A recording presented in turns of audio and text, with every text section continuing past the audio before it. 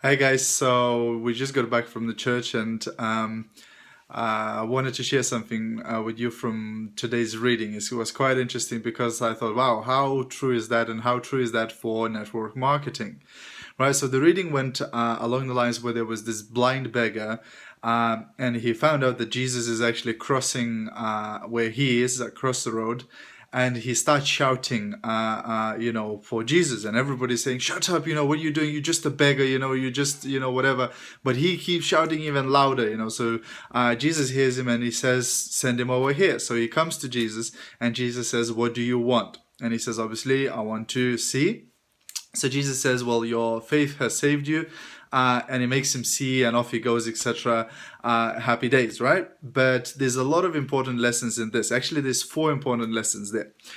Lesson number one is you need to ask for it. Right, so just because he was blind, nobody's gonna come and magically cure him or whatever. Even Jesus is not gonna come to him unless he asks for help, right? So a lot of people I find in business that they need help, or they're struggling, or just in life they are not there where they could be financially. They're struggling, but they don't ask for help. They're just sitting there quietly waiting for something to change in their life, some magic to happen. And guess what? It's not going to happen.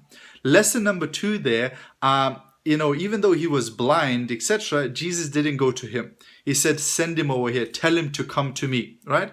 Which tells what? You need to do something to get help, right? You can't just be sitting there and expecting for the help to come to you, right? For the money to come to you, for the right people to come to you, for people to join your business, for people to buy your products, etc. You need to do something first before you can get some results, before you can get some help, right? So you need to take action, right? Number three is when he came to Jesus, Jesus said, "What do you want?" Now it's pretty clear. The guy is blind, right? I mean, it's pretty clear what he wants, but no. Jesus says, "What do you want?" Right? So this is why it's so important to identify what is it that you want.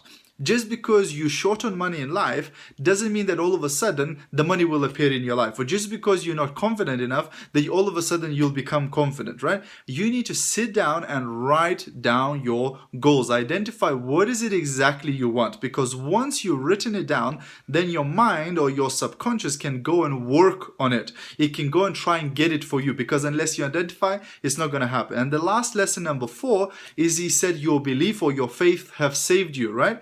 Exactly the same way in business or in life, you have to have strong belief that you can do this thing, that this will work out for you. Because if you don't believe in it, nobody will believe in it, and it's not going to work for you. Okay, guys, have a fantastic Sunday.